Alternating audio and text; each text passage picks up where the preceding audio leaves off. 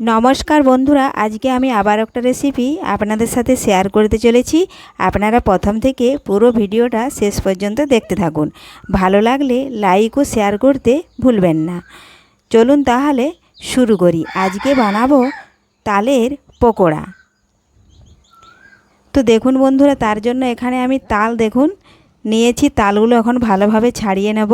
এভাবে খোসাটা ওপরের ছাড়িয়ে নিচ্ছি। আর দেখুন ছাড়ানোর পরে দেখুন এভাবে চোপাটা আমি তুলে নেব।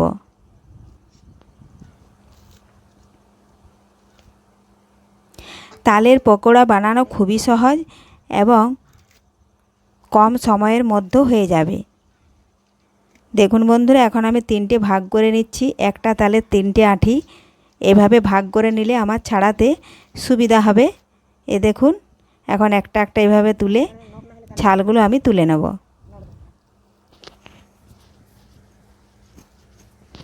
আর ছালগুলো ছাড়ানো হয়ে গেলেই একটা কড়ার মধ্যে আমি এগুলা আটিগুলো রেখে দেব। আর কড়ার মধ্যে কিছুটা জল দেব। আর জল দিয়ে আমি 10 থেকে 15 মিনিট ঢাকা দিয়ে রেখে দেব।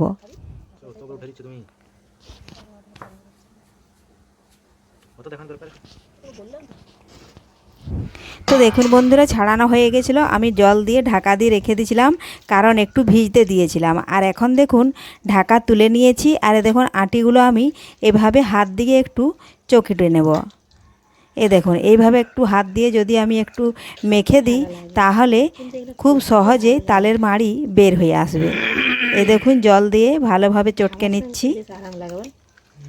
তো আপনারাও বাড়িতে এইভাবে একবার চেষ্টা করে দেখবেন আর আমাকে কমেন্টে জানাবেন।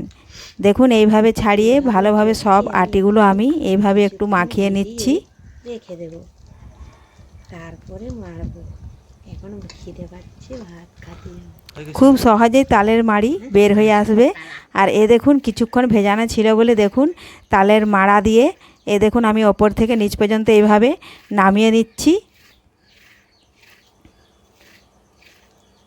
দেখুন খুব সহজে তালের মাড়ি বের হয়ে আসছে।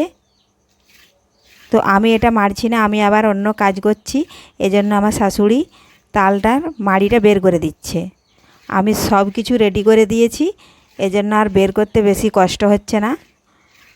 ওর বয়স হয়েছে, ও বসে বসে এটা মাড়িটা বের করে নিচ্ছে। আর দেখুন মাড়িটা বের করে নিয়ে আমি একটা ছাঁকনি দিয়ে ছেঁকে নিয়েছিলাম, তাতে ও সুতোর মতো অংশগুলো বের হয়ে গেছে। আর এখন দেখুন উনুনে বসিয়ে দিয়েছি। দেখুন ভালোভাবে একটু ফুটিয়ে নেব।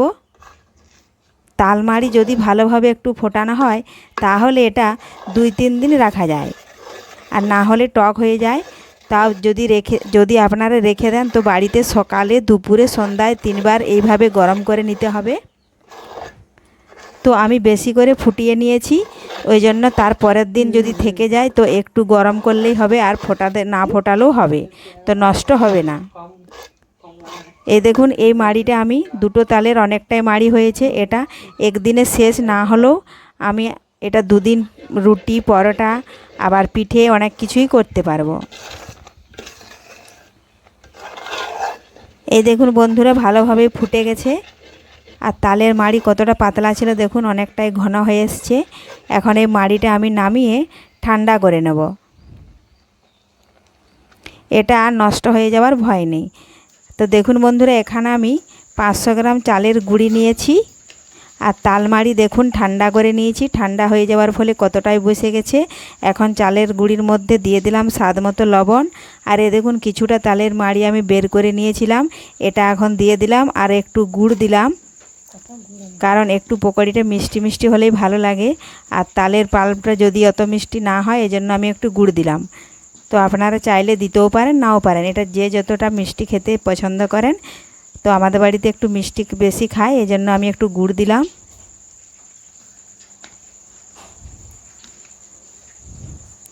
এখন ভালোভাবে আমি মাখিয়ে নেব।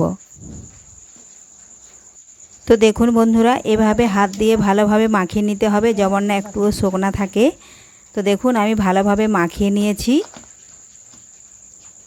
যেমন এক ফোঁটাও জল দেওয়া যাবে না, ওই তালের মাড়ি থেকে মাখাতে হবে, জল দিলে হবে না। আর দেখুন এখন কড়ার মধ্যে তেল বসিয়েছি, তেল ভালোভাবে গরম হয়ে গেছে কিনা একটা ছোট্ট দিয়ে দেখে নিলাম, গরম হয়ে গেছে। এখন ওই গরম তেলের মধ্যে ছোট ছোট গোল গোল করে আমি হাতের সাহায্যে দিয়ে দেব। আর উনুনটা অনেক জ্বলে গেছে, এজন্য একটা কাঠ দেখুন আমি কেড়ে দিলাম, বেশি জাল দিলেও হবে না, পুড়ে যাবে। তো তেল আমার অনেকটাই তাতে গেছে, এজন্য আমি একটা কাঠ কেড়ে রেখে দিলাম। আর এখন দেখুন এইভাবে হাত দিয়ে আমি ছোট ছোট গোল গোল বলের আকারে তেলের মধ্যে ছেড়ে দিলাম।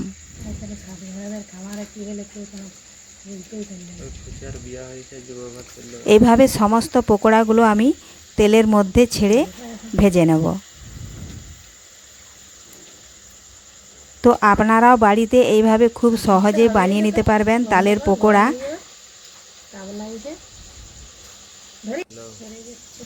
দেখুন বন্ধুরা, এক পাশ হয়ে গেছে, আর বললাম না তেলটা আমার খুব তেতে গেছে, এই জন্য দেখুন একটু খরে গেল।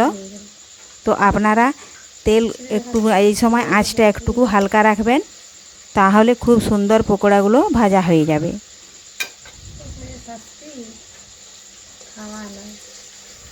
দেখুন বন্ধুরা, ভাজা হয়ে গেছে, এখন আমি ছান্তা দিয়ে তেল ঝরিয়ে তুলে নেব।